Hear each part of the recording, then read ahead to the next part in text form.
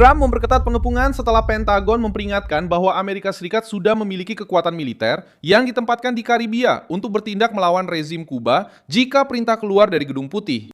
Pada hari Jumat 29 Mei 2026, peringatan ini datang sebagai tekanan langsung terhadap Havana. Karena Trump tidak lagi memperlakukan Kuba sebagai kediktatoran tua dan terisolasi, tetapi sebagai basis yang bermusuhan. Hanya beberapa menit dari Florida, didukung oleh penindasan, kurangnya transparansi, dan aliansi berbahaya dengan para rival Washington. Pengepungan itu melibatkan kapal, pesawat, marinir, tekanan ekonomi, dakwaan pidana terhadap Raul Castro, dan pidato keras Marco Rubio terhadap komunisme Kuba. Apa yang ingin Trump ambil dari Havana? Mengapa rezim Kuba menjadi target sekarang? Bagaimana pengepungan ini bisa berakhir? Saya akan segera menceritakan semuanya kepada Anda. Jika Anda suka konten yang langsung ke intinya tanpa basa-basi seperti ini, pertimbangkan untuk berlangganan. Karena di sini ada video seperti ini setiap hari. Pergerakan utama terjadi di Karibia, dekat pantai Amerika, di mana Angkatan Laut Amerika Serikat menempatkan aset yang mampu menekan Kuba melalui laut dan udara.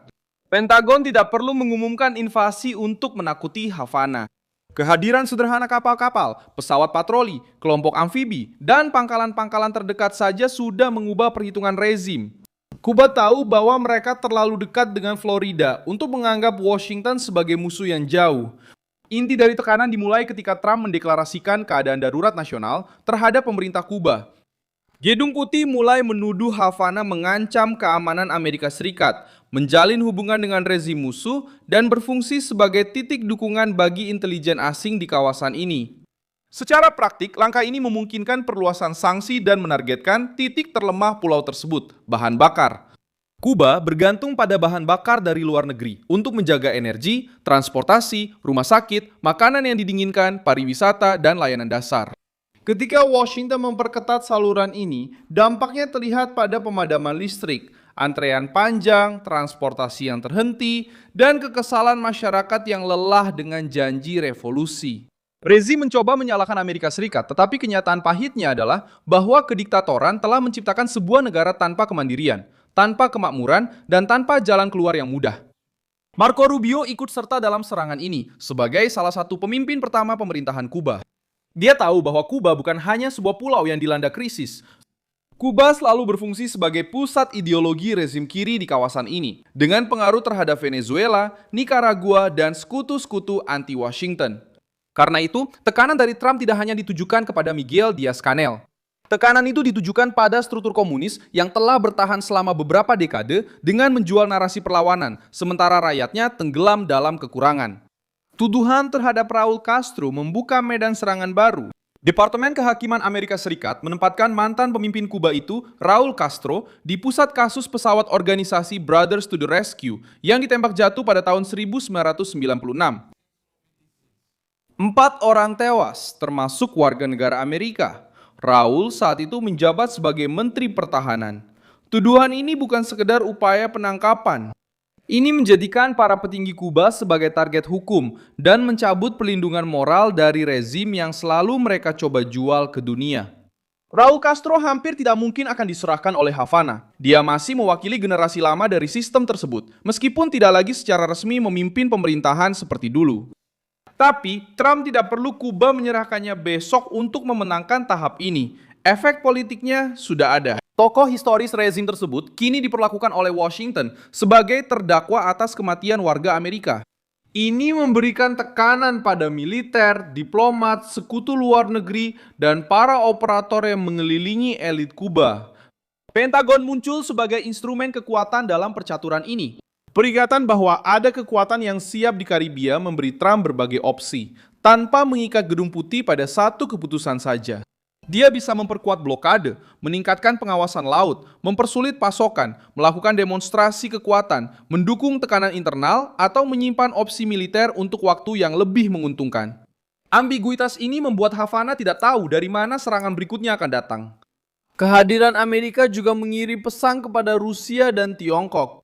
Trump tidak menerima pesaing strategis, menggunakan Kuba sebagai titik pengaruh di dekat pantai Amerika. Havana mungkin mencoba menjual hubungan ini sebagai kerjasama normal, tetapi Washington melihatnya sebagai risiko intelijen, teknologi, dan tekanan politik. Bagi Trump, Karibia tidak boleh menjadi halaman belakang bagi para lawan sementara Gedung Putih hanya diam. Kuba menanggapi dengan ketakutan di depan umum. Pejabat rezim mulai berbicara tentang ancaman agresi militer dan mencoba mengubah tekanan Amerika menjadi narasi kedaulatan.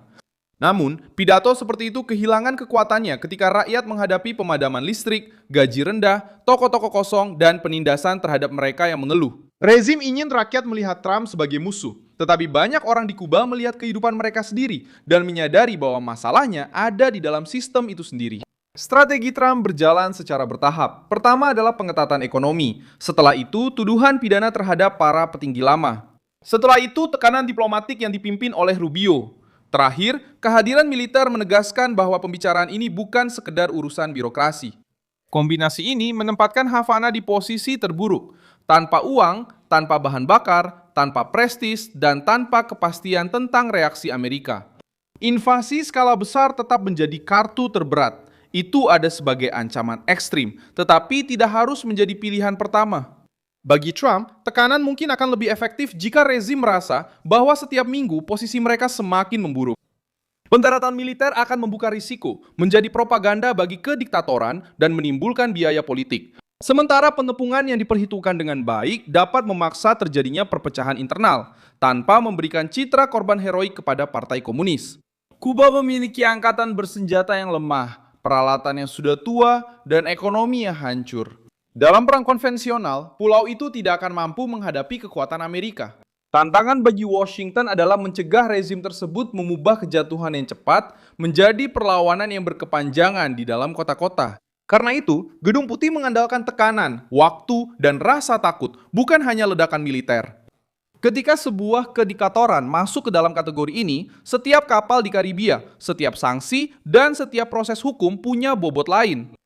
Jatuhnya Maduro juga berpengaruh di balik layar. Havana mengikuti operasi Amerika terhadap Caracas dan tahu bahwa mereka telah kehilangan sebagian penting dari perlindungan regionalnya. Selama bertahun-tahun, Venezuela berfungsi sebagai sumber energi, uang, dan dukungan politik bagi Kuba. Dengan poros ini yang melemah, rezim Kuba menjadi lebih terekspos. Trump sekarang memanfaatkan kelemahan ini untuk menekan pulau itu pada saat mereka memiliki sedikit ruang untuk bereaksi. Gedung Putih dapat mempertahankan semua opsi ini tetap terbuka, sambil mengamati apakah rezim tersebut akan retak dari dalam. Havana mencoba membeli waktu, tetapi sekarang waktu justru menjadi beban bagi rezim tersebut. Setiap pemadaman listrik membuat rakyat semakin marah, setiap sanksi menjauhkan mitra-mitra, setiap pernyataan dari Rubio menambah tekanan. Setiap gerakan dari Pentagon mengingatkan bahwa Amerika Serikat sangat dekat. Trump menempatkan Kuba dalam posisi yang tidak disukai oleh rezim diktator. Bereaksi bisa memperburuk keadaan, mundur bisa melemahkan. Mengabaikan bisa mempercepat isolasi. Pengetatan pengepungan tidak bergantung pada satu perintah militer saja. Hal itu sudah terjadi melalui serangkaian langkah yang mencekik Havana. Sementara, Pentagon mempertahankan kekuatan di Karibia dan pengadilan Amerika menargetkan para petinggi lama. Saya Milson Alves Global, seorang internasionalis, dan tujuan saya adalah membuat Anda tetap mendapat informasi yang benar setiap hari. Tautan berita ada di deskripsi video. Beri like pada video ini, subscribe ke channel, dan di akhir, lihat komentar agar Anda bisa semakin terlibat dengan komunitas Milson Alves Global.